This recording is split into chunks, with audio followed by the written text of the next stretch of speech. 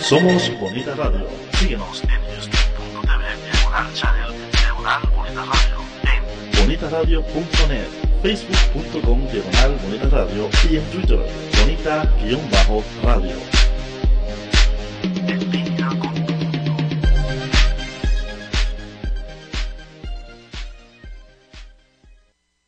Las expresiones vertidas en el siguiente programa no representan necesariamente la opinión de Bonita Radio. Las opiniones son exclusivas de sus autores.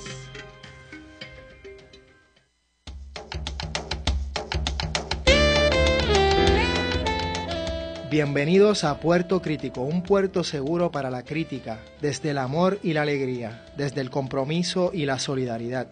Un espacio de análisis y debate donde la ciudad y el pensamiento crítico son protagonistas.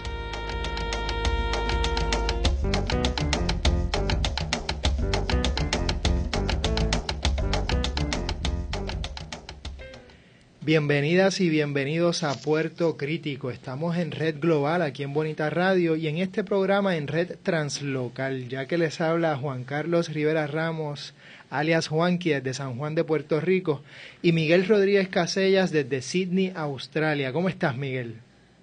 Muy bien, loco por hablar con estás a punto de presentar, respetado colega y amigo. Así mismo es.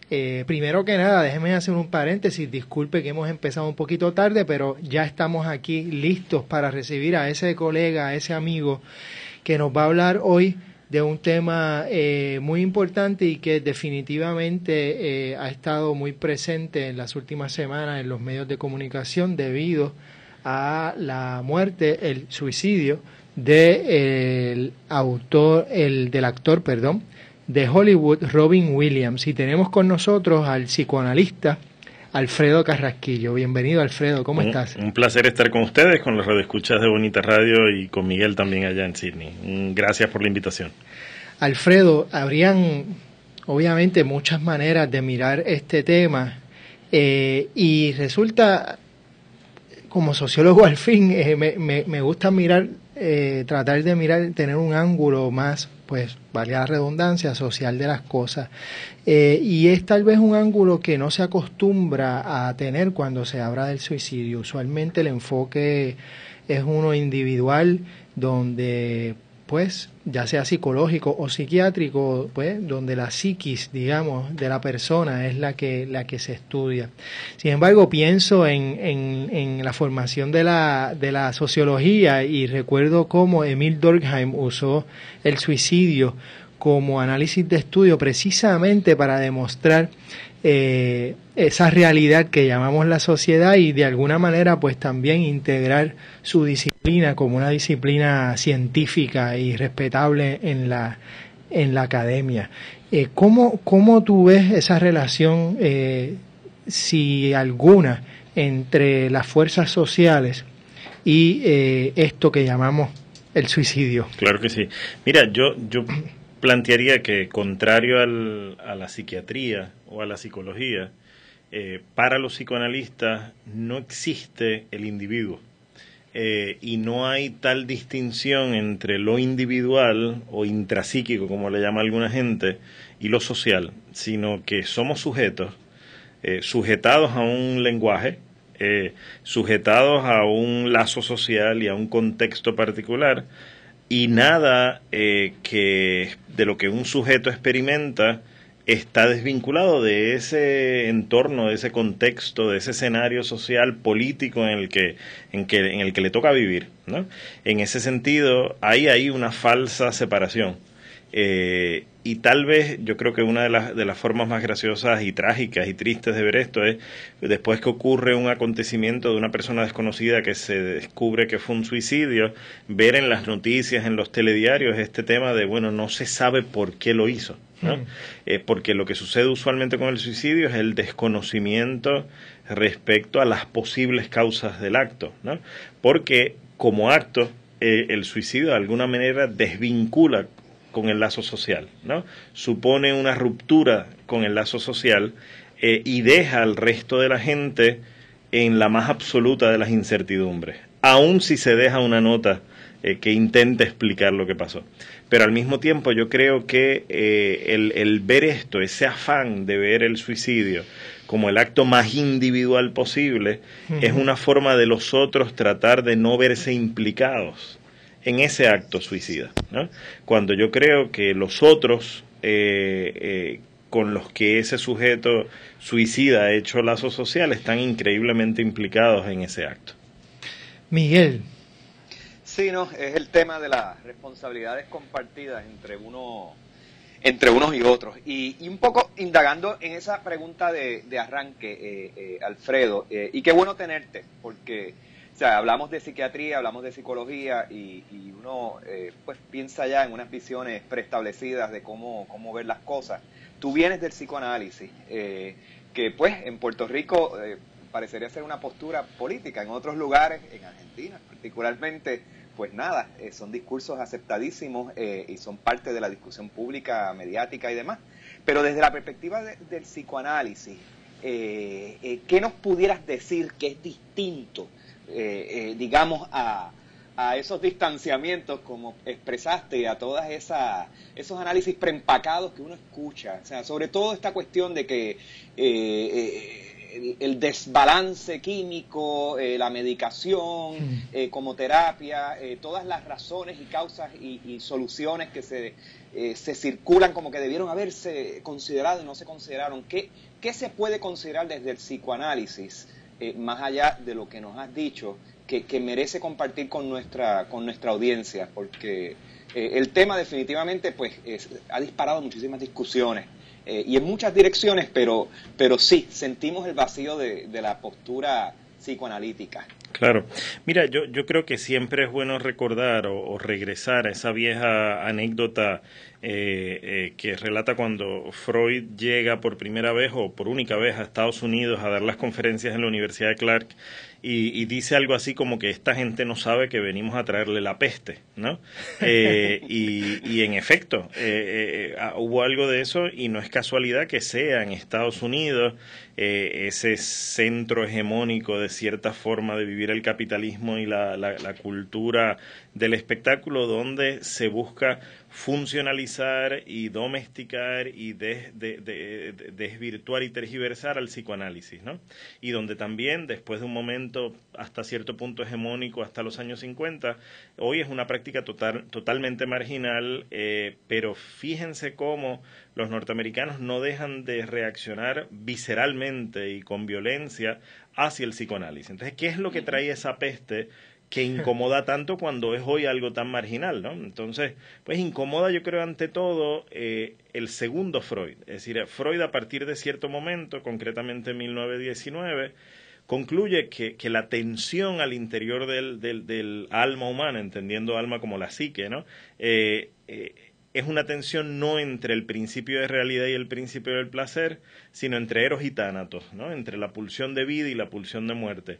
Que no es cierto que el ser humano únicamente busca su preservación, que hay algo todavía más profundo en el ser humano que busca la muerte y que no es posible entender la condición humana, al sujeto humano, si uno no comprende esa dimensión mortífera que nos habita y esa voluntad de goce mortífero que se registra en todos nuestros comportamientos. Así que Lacan, un psicoanalista francés que propuso en un momento dado regresar a Freud y a ese Freud, va a decir, bueno, el psicoanálisis, si acaso es ciencia de lo particular, porque hay que tomar cada caso en su diferencia.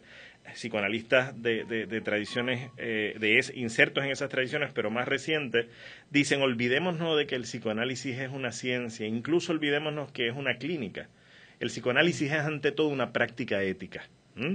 Y entendiendo por una práctica ética es una interpelación al ser humano que demanda un análisis respecto a cómo quiere vivir la vida, ¿no? Y desde esa perspectiva el psicoanálisis puede entender el suicidio como un acto que busca ponerle límites a un sufrimiento que se ha vuelto insoportable, ¿no? Pero que hay muchas posibilidades de prevenir ese acto si se reconoce lo que es importante para que ese acto no ocurra, que es la posibilidad de poner en palabras ese sufrimiento que justamente se vuelve insoportable porque no ha habido el espacio para palabrarlo. Y termino esta larga respuesta por la que me excuso diciendo, en estos tiempos parte del problema es que todas las prácticas clínicas, psicológicas, psiquiátricas, paradójicamente se alejan con toda velocidad de la llamada talking cure, ¿no? Del uso de la palabra. Hay un viejo articulito de Freud a comienzos de siglo que publicó en una revista alemana que se llamaba Die Gesundheit, que se llamaba Tratamiento Psíquico, Tratamiento del Alma, donde él hablaba justamente de la importancia del uso de la palabra, del poner en palabras como una forma de apaciguar, de calmar el sufrimiento del ser humano. Hoy, con la hegemonía de la farmacología, lo que se hace es cerrarle el camino al apalabramiento, ¿no? Y dejar al sujeto atrapado en su sufrimiento o adormecido en su sufrimiento. En ese sentido, el gran desafío es lo que Mustafa Safwan, un psicoanalista egipcio lacaniano en París, llamaba hace unos años, o la palabra o la muerte. Wow, Alfredo, hay varios puntos. Sí, ahí, qué maravilla. No. Fascinante. Yo no sé ni cómo empezar, me has dejado sin palabras. Miguel, yo no sé si tú quisieras traer hay algo. Que, es un poco, veo la analogía entre la incomodidad que produce el psicoanálisis en un sistema que ha favorecido pues los filtros químicos o farmacológicos versus la incomodidad del suicidio. Y escuchando la idea de Eros Thanatos, nuevamente, uno puede ver el suicidio muy perversamente como una caricia final, donde la persona que asume ese acto, pues, en apariencia violento, es una persona que está tomando una medida casi que de caridad y de generosidad consigo mismo. Es terrible verlo así, pero es como si colapsara la pulsión de destrucción, de muerte, con la porción pues del cariño, de darnos cariño, y es ahí una persona que entiende que lo mejor que puede hacer por sí mismo es eso. Y claro, ese reconocimiento pues nos lleva a uno, o sea, desmantela muchos de los entendidos que tenemos, ¿no? Sobre la vida, sobre vivir y demás. O sea, que entiendo la peste en el discurso. Y claro, el segundo punto que quería traerte, un poco pensando en Puerto Rico, Alfredo, es esto de la palabra. O sea, seguimos siendo un país como que no está cómodo con ponerle palabras a las cosas, ¿no? Para lo locuaces que somos, para cómo invadimos las ondas radiales y mediáticas y las redes sociales de palabras, las palabras nos producen mucha incomodidad todavía. ¿Qué vemos ahí? Yo creo que ahí quiero reaccionar a dos cosas, ¿no? Lo primero, Lacan tenía una expresión muy controversial, ¿verdad? Pero que amerita mirarse o escucharse, y es que él decía que el suicidio es el único acto logrado. Que los acting outs, los intentos mortíferos del sujeto, es decir, ¿qué es lo? Déjame volver atrás un poco para que intentar que esto se entienda. Freud decía que hay algo que está más allá del principio del placer, y eso que está más allá del principio del placer es la pulsión de muerte, ¿no? Entonces Lacan va a introducir el concepto de goce, que no es exactamente placer, hay una especie de placer medio mortífero que el lenguaje popular boricua sintetiza en la expresión "ay fo, qué rico", ¿no? Que es algo que me disfruto, pero al mismo tiempo me produce unas gratificaciones dolorosas, ¿no? Me genera un cierto malestar, y son como intentos de acercarse a la muerte, ¿verdad? Siempre fallidos, porque nunca consiguen lo que buscan, pero dejan un montón de estragos, ¿verdad? En ese contexto, el suicidio es el único acto logrado. Hay una distinción en la clínica psicoanalítica que se hace entre los acting outs, que son esos intentos impulsivos de hacer cosas que no producen la muerte, pero tienen sus estragos, y el suicidio como acto, ¿no? Los acting out son interpelaciones a los otros, ¿no? El acto suicida ya es una forma de desenchufarse del vínculo con los otros, ¿no? Es de alguna manera una forma de salir de la escena social, ¿no?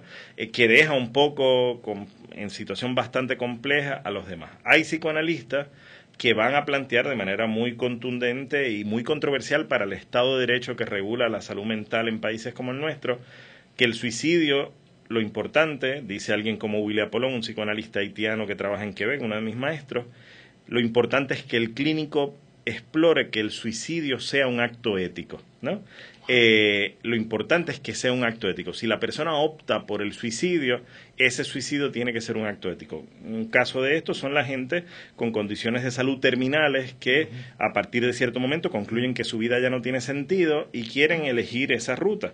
Yo tuve una gran maestra en México, Frida Sala, una psicoanalista argentina, que ella misma optó por esa ruta en el momento que ya el cáncer que tenía, un tumor cerebral, le impedía leer y escribir, y para ella la vida no tuvo sentido. Y su esposo de entonces relata en una larga carta ese proceso, ¿no? Hay una valentía y una ética en juego ahí. En la mayoría de los casos que uno ve, por lo que uno sabe, pues eso no se juega, ¿verdad? Eso a lo primero que decías. A lo segundo que decías, yo creo que sí, yo creo que no lo puedo, o sea, empíricamente con ningún estudio mostrar, pero yo estoy convencido que los niveles de violencia en Puerto Rico tienen que ver con nuestras grandes falencias, nuestras grandes carencias en términos de lenguaje. Y ese es un planteamiento que Freud hace clarísimo en El malestar en la cultura. La cultura nos pone límites, nos hace daño, nos reprime, nos condiciona, un montón de cosas, pero nos protege de la muerte. ¿Qué es lo que Freud está diciendo ahí? A más lenguaje, a más cultura, a más creación, menos violencia. Y doy un ejemplo muy concreto de los mediados de los años 90. Yo trabajé en unas cárceles de menores, en el terrible hogar juvenil de Atorrey que existía para aquella época, que era una especie de perrera, y desarrollamos unos proyectos donde los jóvenes internos, los presos, adolescentes en esa cárcel, hacían con los amigos de Agua, Sol y Sereno vejigantes y máscaras, pero también escribían poesía. En la medida en que ellos podían ir sacándose esa bola de pegado de la garganta, que iban pudiendo apalabrar un montón de vínculos afectivos complejos y de heridas no trabajadas, los niveles de violencia individual y en el contexto de la cárcel se iban reduciendo. Si nosotros entendiéramos como sociedad eso y le perdiéramos el miedo al lenguaje, a la palabra, los niveles de violencia en el país se reducirían, ¿no? Uno tiene experiencias de ciertas ciudades en el país, algunas que yo he conocido más de cerca, donde ese acercamiento epidemiológico a la vida en la ciudad, que hace que ahí donde tú tienes más actividad cultural, los niveles de violencia se reducen. Ahí donde tú tienes menos actividad y vitalidad cultural, la violencia aumenta, ¿no? Entonces ahí nosotros tenemos un desafío. Pero yo creo que hay una pregunta que tú haces, Miguel, que es importante. ¿Por qué se nos hace difícil ponerle nombre a las cosas y estar en buena relación con el lenguaje? Yo creo porque por algo muy fundamental que el psicoanálisis también nos enseña. El lenguaje, no todo él lo controlamos. El lenguaje está comprometido con esa dimensión inconsciente nuestra y a veces nos permite decir y otras veces nos hace decir. Somos dichos muchas veces más que decimos. Por lo tanto, cuando emergen cosas que nosotros no queríamos decir, nos asustamos porque aparecen ahí deseos y experiencias que a lo mejor como espacio político no queremos que sean dichas. Yo creo que estamos en un momento político bien interesante donde es posible que haya cosas que antes no se han apalabrado que se podrían apalabrar y habría menos violencia. Cierto. Ciertísimo, y no quiero volverme a quedar sin palabras porque imagínate, vamos a una pausa y regresamos en unos momentos a Puerto Crítico.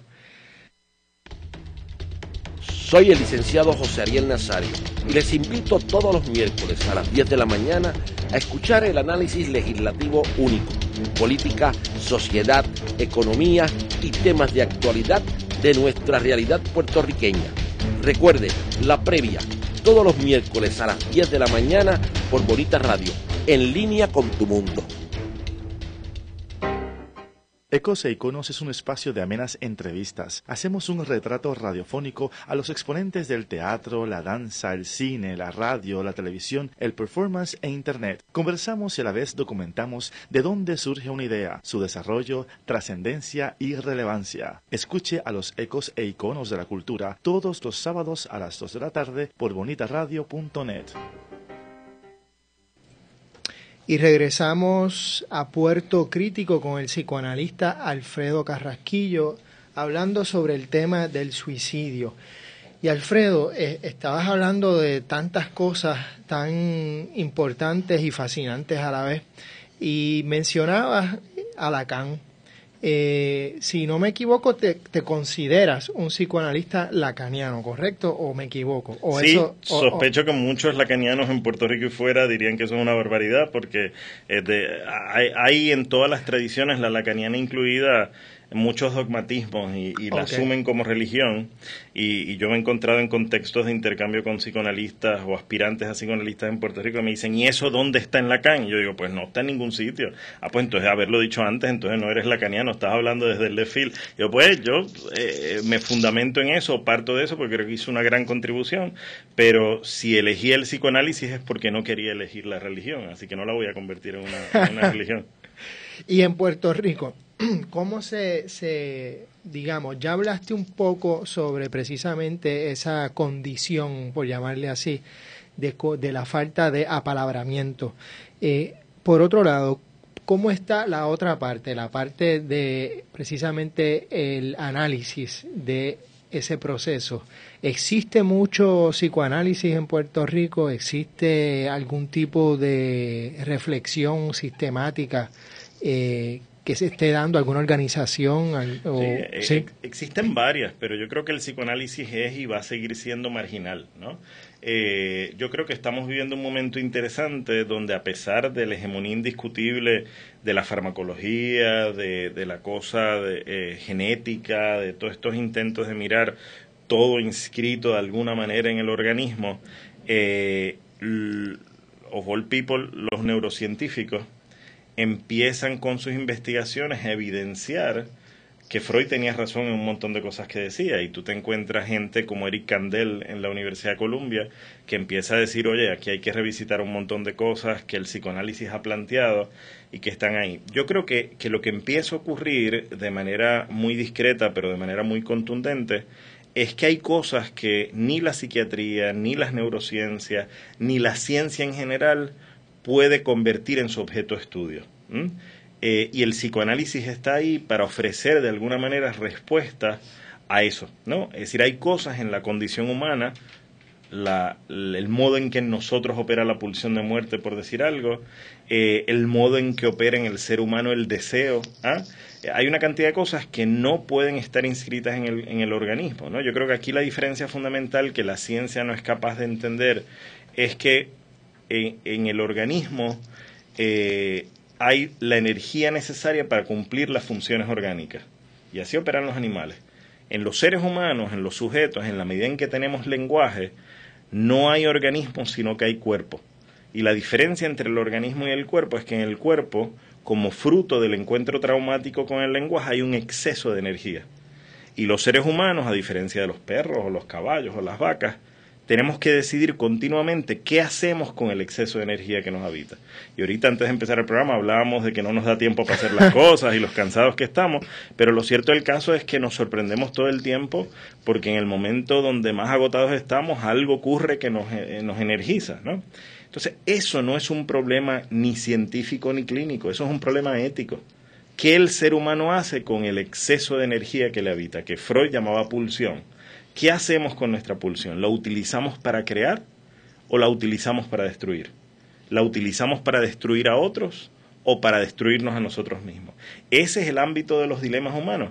Y frente a eso, ahora mismo la psiquiatría básicamente lo que tiene es ciertos acercamientos que tratan de reducir todo a defectos del pensamiento, o ciertos acercamientos que lo miran todo desde la farmacología. O sea, fíjense ustedes lo que dura en un contexto institucional el tiempo de un psiquiatra con sus pacientes. Dura minutos. Los minutos que toma que el paciente le diga algunas quejas y le hagan una receta. Eso responde a lógica del capitalismo, eso responde a un montón de cosas. Pero yo estoy convencido que responde también a que no se quiere escuchar. A que en el fondo hay terror a lo que al sujeto quiere decir, ¿no? A que, sobre todo con condiciones serias como la psicosis, el problema de la psicosis no es el psicótico, el problema de la psicosis es el psiquiatra que lo atiende, que no quiere escuchar porque le tiene miedo a la locura. Entonces, ¿cómo nosotros empezamos a pensar, y aquí creo que el psicoanálisis también tiene algo que aportar, que ser psicótico o ser perverso son otros modos de ser un ser humano? no son patologías, no son enfermedades, son formas de insertarnos en el lazo social que tienen también posibilidades de ejercer la ciudadanía y posibilidades de vivir una vida ética, pero requieren de una intervención que las prácticas clínicas hegemónicas no ofrecen. Miguel, bueno, ahora Miguel se nos fue, ahora que acabas de decir eso, abres un montón de cosas. De repente pensé en Nietzsche y pensé en Foucault, y pensé en cómo de alguna manera estás reivindicando la libertad y el derecho precisamente de la locura o el ser loco, o no sé si ponerlo de esa manera, a existir como es. Ahora bien, ¿cómo eso sintoniza, choca o no con la ética? Es decir, con esa forma de entenderse como un ser ético. Okay. Y con el otro, digamos. Chévere. Es importante esa pregunta porque nos permite hacer unas precisiones. Una de ellas es que no se trata de abrir un espacio y legitimar al loco en su locura como es, ¿verdad? Seguro. Eso tal vez es lo que yo creo que hicieron los antipsiquiatras en los años 60 en Italia, en Inglaterra, que era esta lógica de darle un espacio al delirio del psicótico. Pero lo cierto del caso es que en el momento del delirio, en el momento delirante, el psicótico sufre muchísimo, ¿no? Y no es esa libertad la que queremos, porque esa es una libertad que lo destruye, ¿no?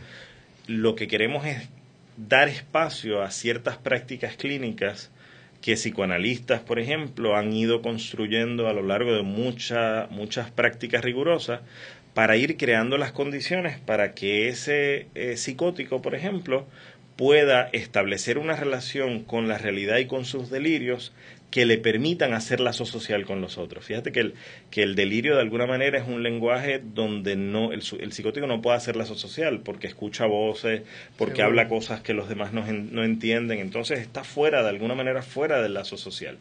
De lo que se trata es de identificar prácticas clínicas que nos permitan que ese sujeto, en la medida en que así lo desee, pueda retornar al lazo social, ¿no? Eso es un tema que en nuestros días, y esto que voy a decir es muy controversial, pero tiene importancia hasta para un tema muy complejo que se entiende todavía poco, que es el autismo, ¿no? Y si el autismo en rigor, más que una cuestión comprensible desde una perspectiva biológica o genética, es una elección muy primitiva de un niño de desvincularse del lazo social, muy temprano en la vida.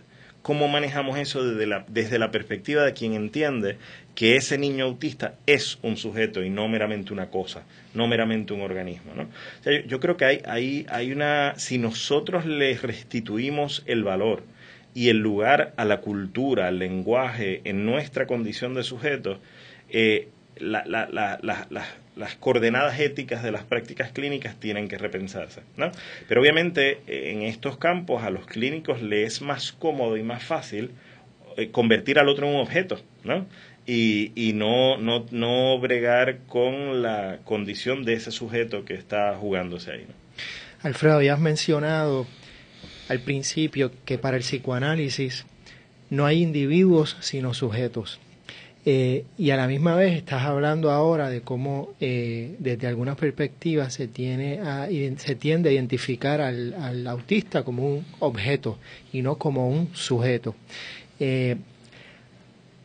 Volviendo a el caso de Robin Williams, obviamente un actor de Hollywood, en un contexto donde la figura del individuo, es decir, la creación, el proceso de individualización, por llamarle así, es un proceso feroz, donde el estrellato, la figura, la persona aparte, se celebra de una manera casi mítica. Me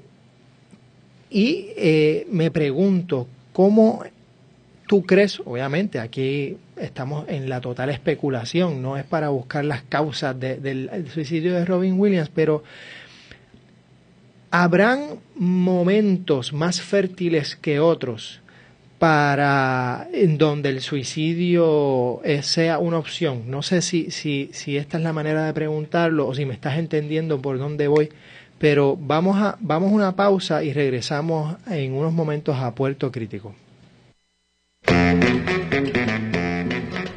Cultureate. La cultura del mundo tiene su espacio en la red. Escucha las múltiples voces de la diversidad. Entérate de lo que no sabías y cuéntanos lo que no sabemos. Una revista cool y cultural. Cultureate. Todos los jueves a las 5 de la tarde por Bonita Radio. En línea con tu mundo.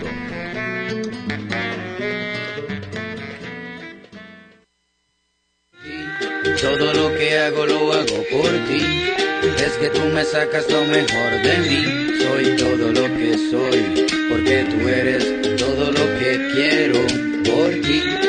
Hola Puerto Rico, te habla René de Calle 13 y vengo a decirte que amar no es controlar, no es golpear, no es obligar. Amar es respetar y dejar ir cuando llega la hora de decir se acabó. Amar a una mujer es quererla feliz aunque no estés junto a ella. Si has pensado en hacerle daño a tu pareja o expareja, detente y piensa, usa la cabeza, usa el casco, busca ayuda, habla con alguien, pon distancia, protégela y protégete. Abraza la vida y sea un hombre que ama de verdad.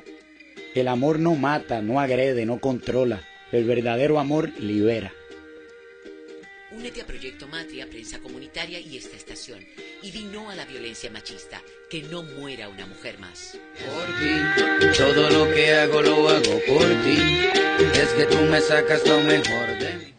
Y regresamos a Puerto Crítico hablando sobre el suicidio con el psicoanalista Alfredo Carrasquillo. Alfredo, estamos hablando de una pregunta sobre Robin Williams en el contexto de Hollywood y cómo, pues, como bien sabemos, ¿no? En Hollywood la figura del artista es casi como un semidios. No existiendo el individuo, sino el sujeto, cómo de alguna manera ese énfasis en el individuo, entre comillas, abona a un ego, digamos, gigantesco y que de alguna manera pues puede llegar a hacer esa separación, como tú describías el suicidio hace unos minutos atrás. Seguro. Mira, hay varias cosas. Yo pienso que sí, a lo que preguntabas antes de la pausa, yo creo que hay épocas de mayor desasosiego. Esta yo creo que es una de ellas, que contribuyen a que haya más actos suicidas, ¿no? Circunstancias, o sea, la precariedad del momento que nosotros estamos viviendo, que yo decía el otro día, es precariedad para todos los segmentos económicos. Pensamos a veces que la precariedad es únicamente para las clases medias, bajas, es para todo el mundo, porque la precariedad es igual para al que ha perdido 200 millones en la bolsa de valores, porque entonces ahora hay cosas extravagancias que ya no son posibles, ¿no? Y para cada quien la precariedad tiene sus estándares, ¿verdad? O sea, que sí, yo creo que eso está ahí. Lo segundo, en rigor sobre Robin Williams no sabemos ni vamos a saber nunca nada. Seguro. Porque, aunque yo nunca he practicado en California, los colegas analistas que trabajan en California me confirman o constatan algo que en una dimensión mucho más provinciana yo experimento cuando tengo analizantes que son artistas, ¿verdad?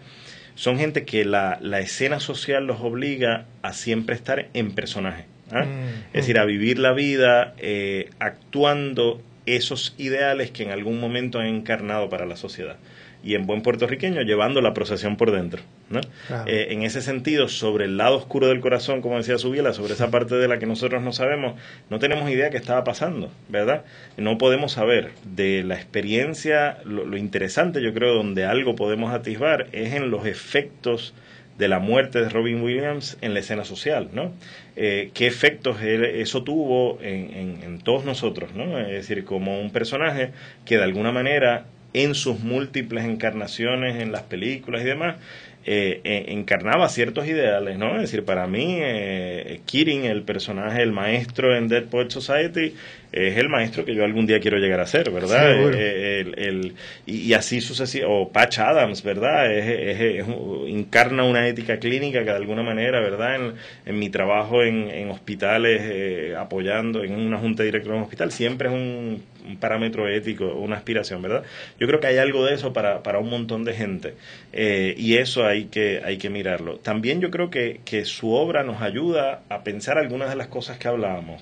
Si tomamos Dead Poets Society, el suicidio que ocurre en esa película. Si recordamos, el estudiante que opta por suicidarse cuando su padre finalmente lo arranca de la escuela porque no está siguiendo sus instrucciones, y él, contrario a lo que le propone su maestro Keating, Robin Williams, no habla con todas las letras con su papá, no da palabra, opta por el suicidio porque no tiene la valentía de decirle a su papá qué es lo que él quiere. Su papá lo emplaza y le pregunta y él no se atreve, guarda silencio. Guarda silencio tal vez porque el papá no iba a dar el espacio, pero ni siquiera lo intenta, ¿no? Entonces ahí uno puede, desde una perspectiva analítica, decir, ¿ese suicidio es un acto ético? Pues desde esa perspectiva no, es un acto de cobardía moral, ¿ah? Es un acto de frente al rigor casi siniestro del autoritarismo paterno. Pues entonces entregas tu vida al otro, casi que es una muestra de desprecio al otro, pero con un sacrificio de tu vida propia, ¿no? Es decir, es un acto que corta totalmente eso, ¿no? Así que yo creo que nos puede servir en esa línea para pensar estas cosas, ¿verdad? Pero sobre el personaje en su particularidad, uno no es mucho lo que puede saber. Lo que sí uno puede saber, haciendo unas generalizaciones que sí son peligrosas, es que es muy común encontrar en el mundo del arte en general mucha melancolía. Los artistas, por su forma, sus estructuras, sus estilos, sus tipos de personalidad, suelen ser gente muy melancólica, porque son gente muy con unas sensibilidades que, o sea, donde quiera que hay sensibilidad en un lazo social tan agresivo y violento como el nuestro, tiene que haber mucho sufrimiento, ¿no? Y eso no hay millones que lo curen. Mencionaste artistas y mencionaste el lado oscuro del corazón. Y pensé en Jung, en el lado oscuro de las cosas y en los símbolos. Me pregunto si apalabrar o el lenguaje no solamente puede ser a través de, valga la redundancia, la palabra, sino a través precisamente de los símbolos, arquetipos o otro tipo de expresión que no sea necesariamente la palabra. ¿Cómo el psicoanálisis maneja eso? ¿Tiene que ser, digamos, la palabra como la entendemos, el lenguaje hablado aquí, la narrativa, o de alguna forma los símbolos, los sueños, el arte en sus diferentes expresiones, los gritos, no sé, abona a ese tipo de reflexión? Sí, totalmente. Yo creo que una de las grandes contribuciones de Lacan es recordarnos que hay toda una dimensión humana, lo que él va a llamar lo real, que se resiste a la simbolización, ¿no? Es decir, hay toda una dimensión de la experiencia humana. De hecho, lo más primitivo de la vida humana es el periodo del ser humano prelenguajero, por decirlo así, antes de que nosotros tengamos la posibilidad de poner en palabras la experiencia. Es el mundo de lo que Freud llamaba las representaciones mentales, ¿no? Que no tienen consistencia lenguajera, pero intentan de alguna manera generar alucinaciones, pues pensamos que las alucinaciones son solo de los locos. Todos los seres humanos producimos alucinaciones. De hecho, gracias a nuestra capacidad alucinatoria primitiva, es que los seres humanos somos creadores, ¿no? Publicistas, pintores, artistas, creamos cosas, porque viene del orden de la alucinación, de la representación mental no simbólica, ¿verdad? Entonces, ahí adquiere mucho valor la pintura. Lacan hablaba en uno de sus seminarios del valor de los trazos en la pintura, ¿no? Como intentos de representar cosas. Yo creo que podemos ir a algo muy, muy primitivo, pero muy poderoso. ¿Qué intento de simbolización y representación puede haber habido en las cuevas de Altamira, ¿no? En estas cuevas donde los hombres primitivos, según nos narran los antropólogos, se escondían para protegerse de, ¿sabes? Lo que tiene que haber sido, pensemos en un contexto como el nuestro. Los taínos o sus predecesores cuando tuvieron que enfrentarse al primer huracán, y antes de que el significante huracán existiera, que era un dios malo que los castigó, o sea, la dificultad de nombrar y de poder poner en palabras algo, ¿verdad? Pero ahí hay que recordar que el lenguaje siempre es un universo finito, ¿no? No todo puede decirse. De hecho, pensemos que la experiencia humana es como un embudo. Trata de meterse mucho por un camino muy pequeño, el lenguaje es esa puntita del embudo, entonces se atora. De hecho, el llanto en el ser humano es una forma de procesar el exceso que el lenguaje no puede transmitir, ¿verdad? Y en el momento que una persona está hablando algo muy intenso que las palabras no dan, el llanto de alguna manera ayuda a procesar, a filtrar esa experiencia. La diferencia tal vez de psicoanalistas que se inscriben en tradiciones como la lacaniana o desde mi perspectiva, es que en Jung había un interés de pensar o una perspectiva de que los símbolos eran universales, ¿no? Entonces había la posibilidad de que yo como analista podía posicionarme en un lugar de saber poder que le podía decir a mi paciente qué era lo que aparecía en sus sueños, porque el inconsciente colectivo. O sea, el inconsciente colectivo, estos símbolos transnacionales, universales, transhistóricos, para la tradición lacaniana tal cosa no existe. Cada significante va a estar atado a un... O sea, el psicoanálisis lacaniano se inscribe en la tradición de la lingüística estructural de Saussure, donde no hay una relación esencial entre palabra y significado. Por lo tanto, un símbolo puede representar para cada persona algo distinto, ¿no? Eso es un ámbito riquísimo para la política también, ¿verdad? Porque los significantes no tienen un solo sentido, pero evocan otras cosas, ¿no? Entonces, en ese sentido, sí hay esa conexión, pero tomamos distancia de la idea de que podemos saber de antemano lo que las cosas signifiquen, ¿no? Cada persona en su particularidad es quien puede llegar a saber de qué algo se trata. Por eso es que en la primera etapa de Freud se colocaba en el lugar del que le decía a la gente lo que le pasaba o lo que aparecía en sus sueños. Las histéricas, las pacientes, sobre todo las mujeres que Freud escuchó, hay un relato de una de sus primeras pacientes que le dice: doctor, cállese y déjeme desollinar la chimenea, ¿no?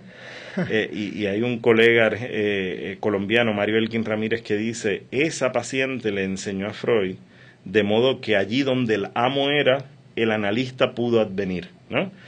Ahí donde Freud se colocaba en el lugar del amo que le decía y que interpretaba, una persona empezó a escuchar y a tratar de acompañar al otro para que fuera el otro quien interpretara lo que pasaba. Entonces hay un cambio total y aparece la posibilidad de una ética distinta que respeta el decir del otro y su espacio de interpretación.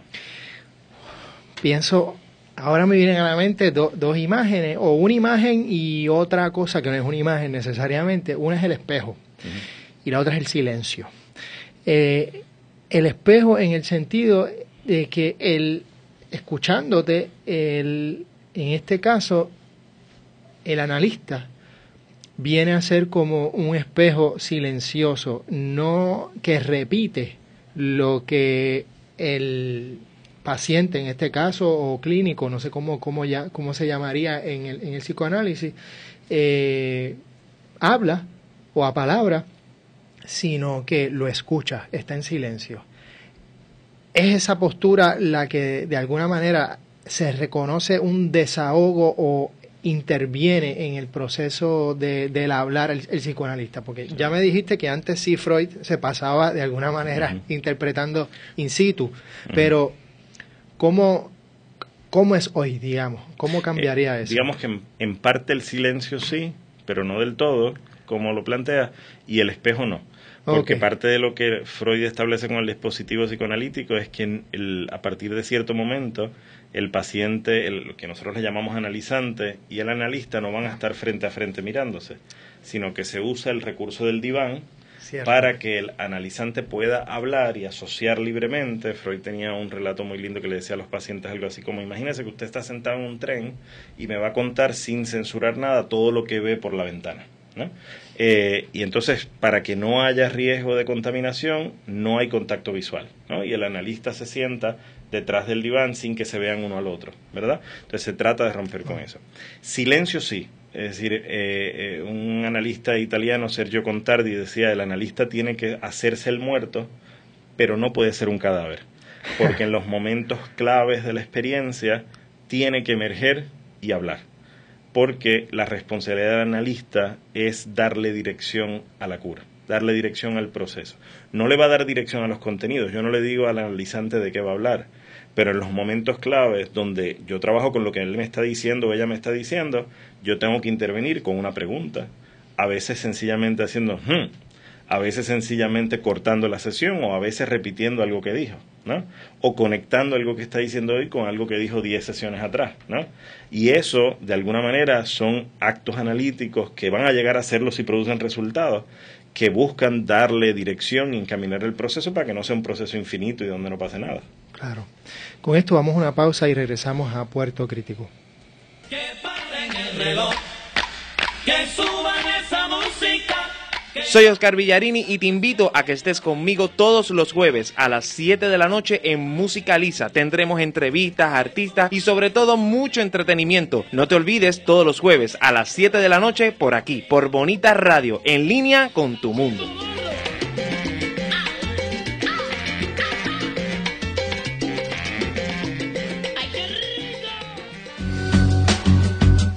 Retorcidos, un programa dirigido a informar y educar sobre temas que afectan la comunidad LGBT. Escúchanos todos los miércoles a las 6 p.m. por Bonita Radio, en línea con tu mundo.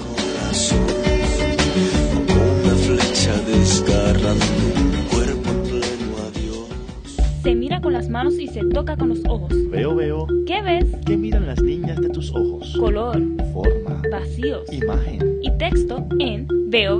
El primer museo virtual lo escucha y lo ve a la 1 de la tarde, sábados alternos por Bonita Radio, en línea con tu mundo.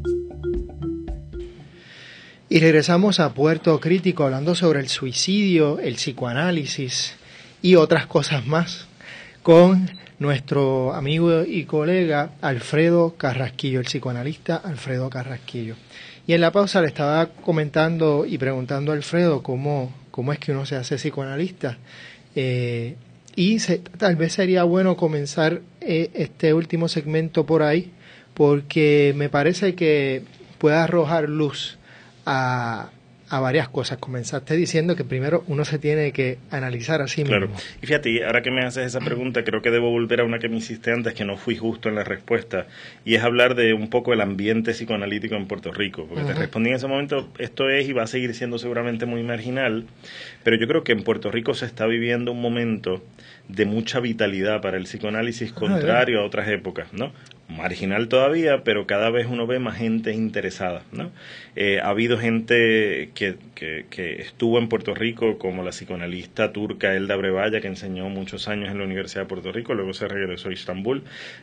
Una psicoanalista que está en la Universidad de Puerto Rico, María de los Ángeles Gómez, que han hecho un trabajo excepcional de una manera muy sostenida de promover el estudio, la formación, el interés, y han ido haciendo escuela, ¿no? A mediados de los 90 se creó en Puerto Rico el taller del discurso analítico.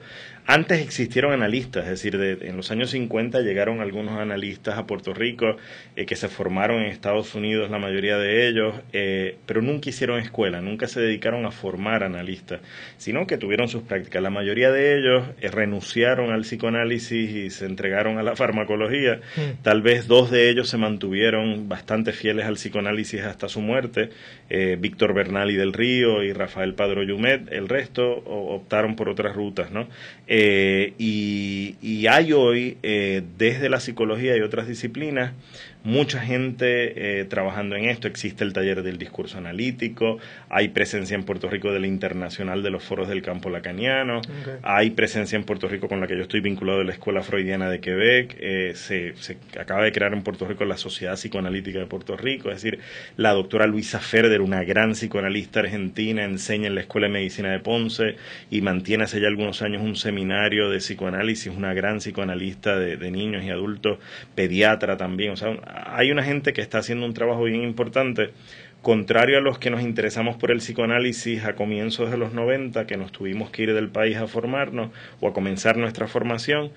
Hoy es posible formarse como analista en Puerto Rico, ¿no? Esto no es una formación universitaria, esto es una formación que se hace al amparo y al interior de institutos, sociedades, escuelas psicoanalíticas, y cada quien elige su ruta o su camino, y hay mucha gente formándose, mucha gente, seguro. Decenas de personas interesadas en esto y formándose en esto, y empezando a infiltrar, a meterse por ahí en las distintas facultades de psicología, de psiquiatría.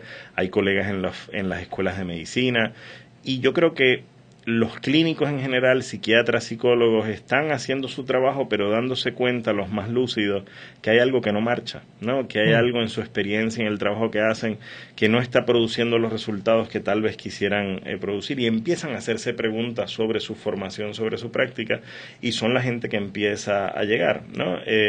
para sus propias experiencias personales y para repensar su formación e ir más allá en su formación.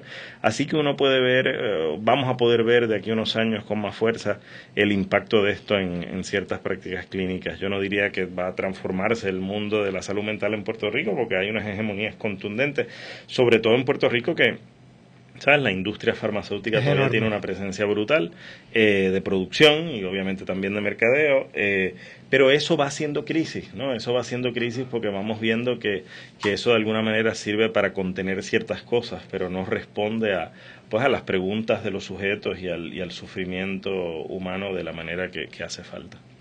Definitivamente en Puerto Rico uno se va dando cuenta que el cuerpo también es uno de esos lugares donde se produce y reproduce gran concentración del capital, ¿no? Y a través de la medicina, de los fármacos, hay todo un consumo terrible. Dentro de ese consumo también están las adicciones.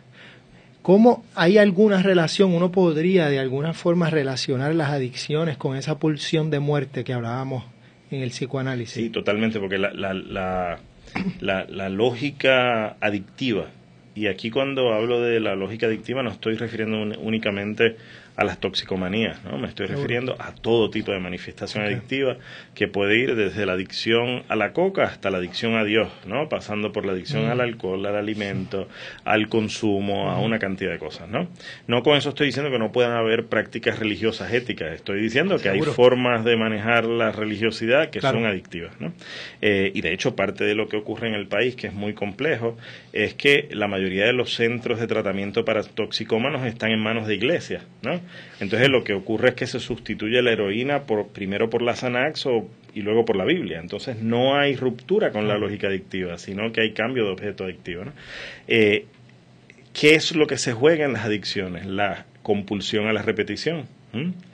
¿Y qué es la compulsión a la repetición? Sino un mecanismo de la pulsión de muerte, un mecanismo mortífero de producir una sucesión de actos fallidos en ruta hacia la muerte, ¿no?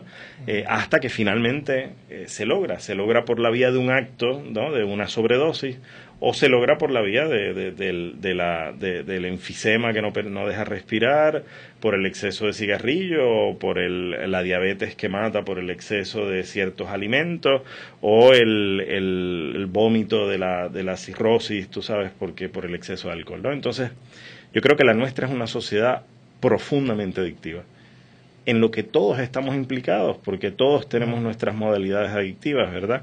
Es muy característico del momento que estamos viviendo, porque el capitalismo se nutre de las lógicas adictivas.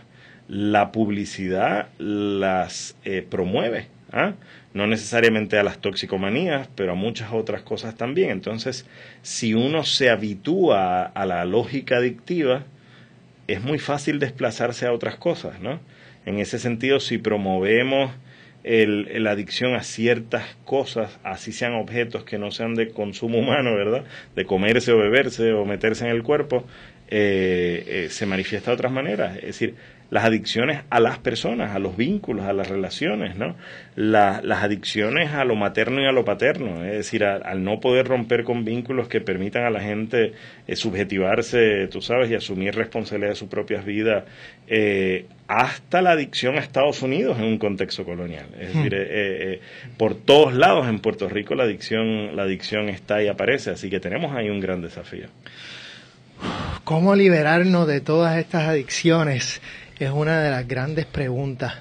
Pienso sin duda alguna, hablando contigo, en el psicoanálisis, ¿no? En la reflexión, en la interpretación, en el estudio y en la solidaridad, ¿no? En ayudarnos mutuamente. Pero otras veces, a veces lo que pienso es en el silencio. Y en el silencio más un silencio budista, un silencio liberador de meditación. Digo, caramba, hay posibilidad frente a todas estas adicciones de liberación. Tal vez contestando esa pregunta cerramos el programa de hoy, que no quisiera que cierre. Alfredo, ¿qué tú crees Mira, yo creo que los psicoanalistas tenemos una responsabilidad política. No somos gente que nos podemos quedar en la privacidad de nuestros consultorios, ¿no?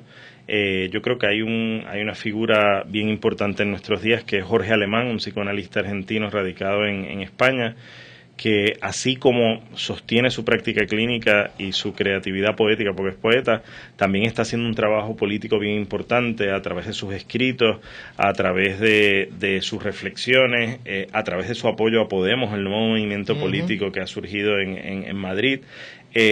Hay que de alguna manera traer esto. Entonces uno ve figuras como Jorge Alemán, como mi fallecido maestro Ernesto Laclau, Chantal Mouffe, su viuda, Slavoj Žižek en Eslovenia. Hay una gente que ha estado tratando desde el psicoanálisis pensar lo político, ¿no? Entonces hay reflexiones que yo creo que son importantes y con lo que tenemos que trabajar. Jean-Pierre Lebrun en Bélgica. Es decir, hay gente que está haciendo estas reflexiones y que yo creo que es importante, porque Jorge Alemán decía que parte de nuestra responsabilidad es restituirle al sufrimiento la dignidad perdida, ¿no?